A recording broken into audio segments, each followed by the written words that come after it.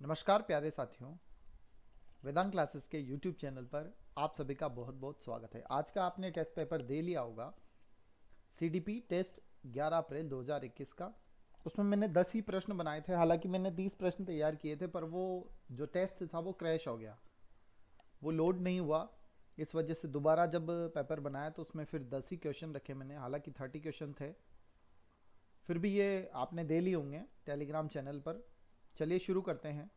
आपको अपना नाम फीड करना था। जैसे हमने लिखा है वेदांत क्लासेस, वैसे आपको भी वेदांत क्लासेस या जो भी आपका नाम था वो आपको नाम देना था। स्टार्ट क्विज होने के बाद हम क्विज देखते हैं। पहला प्रश्न है, प्रशिक्षण एवं अभ्यास संबंधित है। किससे संबंधित है? तो प्रशिक्षण और अभ्यास का सीधा सीधा संबंध किससे है? व्यवहारवाद से है। व्यवहारिक बात है, व्यवहारवाद से इसका संबंध है, प्रशिक्षण और अभ्यास का।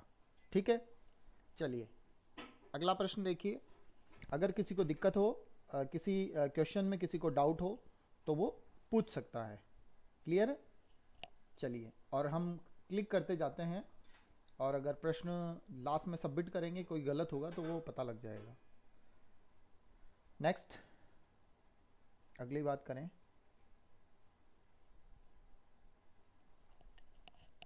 गैरेट के अनुसार प्रेरक हैं। तो गैरेट ने तीनों प्रेरक बताए हैं, सामाजिक, दैहिक और मनोवैज्ञानिक, यानी कि सभी तीनों ही गैरेट के अनुसार प्रेरक हैं। ठीक है, अभिप्रेरक हैं या प्रेरक हैं। संकल्पना मानचित्र का निर्माण करने को यदि शिक्षक कहे तो वह करना चाह रहे हैं, क्या करना चाह रहे हैं? रचनात्मक आकलन, सकलात्मक आकलन, कोई नहीं, या योगात्मक आकलन। तो संकल्पना मानचित्र का मतलब होता है आपको कल्पना मानचित्र बनानी है, यानी कि ये क्रिएटिविटी है, ये रचनात्मक आकलन में आ जाएगा। ठीक है, चलिए आगे देखिए। मानव विकास केवल परिपक्वता से होता है तो मनुष्य केवल निम्नतम तक ही सीमित रह जाता। बिल्कुल सही है, ये बिल्कुल सत्य कथन है। लेकिन अधिगम से विकास नहीं होता, ये कथन सही नहीं है।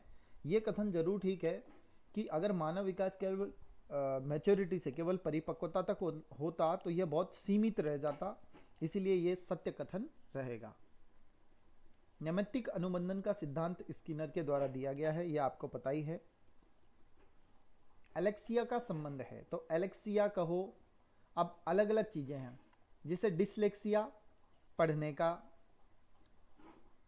एलेक्सिया ये एक तरह से सीखने की अक्षमता है, सभी को ले लेती है। सुनने की अक्षमता अलग से कोई अक्षमता नहीं है, इसलिए डिसलेक्सिया पढ़ने की अक्षमता। ठीक है, और कहते हैं ना हम कि डिसकैलकुलिया, तो वो गणना संबंधी अक्षमता है। डिस्प्ले होता है मतलब पढ़ना, तो डिसलेक्सिया यानी पढ़ने संबंधी अक्षमता, और एलेक्सिया मतलब सीखने की अक्षमता। किशोरों में द्वंद उभरने का मुख्य कारण क्या है? जब किशोरों में द्वंद उभरता है तो उसका मुख्य कारण होता है न कि स्वप्न दर्शन, अवसरों की प्रतिकूलता, निराशा व निस्सहायता, पीढ़ियों में अंतर। देखो, पीढ़ियों में अंतर से द्वंद नहीं आता है, किशोरों में स्वयं में द्वंद उभरता है, और द्वंद दूसरे से नहीं है। अवसर की प्रतिकूलता होने से, अनुकूल नहीं है, प्रतिकूल है। अवसर जो उन्हें चाहिए वो अवसर प्रतिकूल नहीं है, इस वजह से द्वंद उभरने का मुख्य कारण बनता है। पीढ़ियों में अंदर से, अगर पीढ़ियों में अंतर है, निराशा और निस्सहायता, कोई ऐसा नहीं है कि द्वंद उभरने का कोई कारण है। ये तो काम करोगे तभी तो निराशा या निस्सहायता का पता चलेगा। इसलिए अवसर तो मिल ही नहीं पाते हैं, वो प्रतिकूल होते हैं, ये द्वंद का मुख्य कारण है। क्रिया को आरंभ रखना, जारी रखना, नियंत्रित रखना ही अभिप्रेरणा है, और यह सबसे अच्छी बात है, इसलिए गुड एनफ के द्वारा यह कहा गया है। निम्न में से कौन सा तरीका प्रत्यक्ष समायोजन का है? प्रत्यक्ष मतलब आप उस काम को करेंगे ही करेंगे, चाहे कम करेंगे लेकिन करेंगे। जैसे लक्ष्यों का प्रतिस्थापन कर देना, आपको लक्ष्य प्राप्त करना है लेकिन आपने लक्ष्य छोड़ा नहीं, लक्ष्य का प्रतिस्थापन कर दिया, थोड़े छोटे लक्ष्य ले लिए। प्रतिगमन, आप वापस लौट गए। दमन, आपने दबा दिया, आप लड़े नहीं। प्रक्षेपण, आपने दूसरे पर थोप दिया। यानी कि यहाँ पर लक्ष्यों का प्रतिस्थापन एक तरह से डायरेक्ट समायोजन करने का तरीका है। पिछड़ा बालक वह है जो अध्ययन के बीच में अपना कक्षा कार्य नहीं कर सकता, जो कि उसकी आयु के अनुसार एक निचली कक्षा का है। यह कथन किसका है? तो यह कथन है बर्ट का।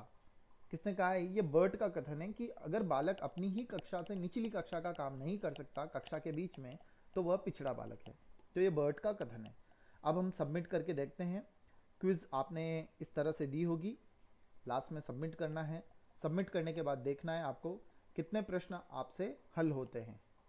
तो 10 आउट ऑफ 10 इसमें क्वेश्चन करेक्ट हैं। ये जो मैंने क्वेश्चंस लगाए हैं, आंसर लगाए हैं, वो आप चेक कर लीजिएगा, आपने दिए हैं। और मैं आज की समरी भी दिखा देता हूँ, कितने लोगों ने आंसर किया है, कितने लोगों ने इस टेस्ट में पार्टिसिपेट किया है, वो मैं दिखा देता हूँ आपको पूरी समरी। देखिए,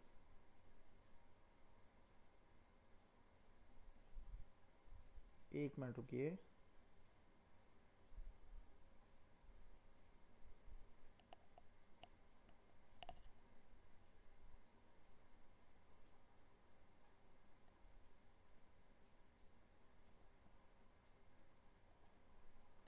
ओके, थोड़ी सी दिक्कत है, पीडीएफ बन नहीं पाएगी अभी शायद, मेरे ख्याल से।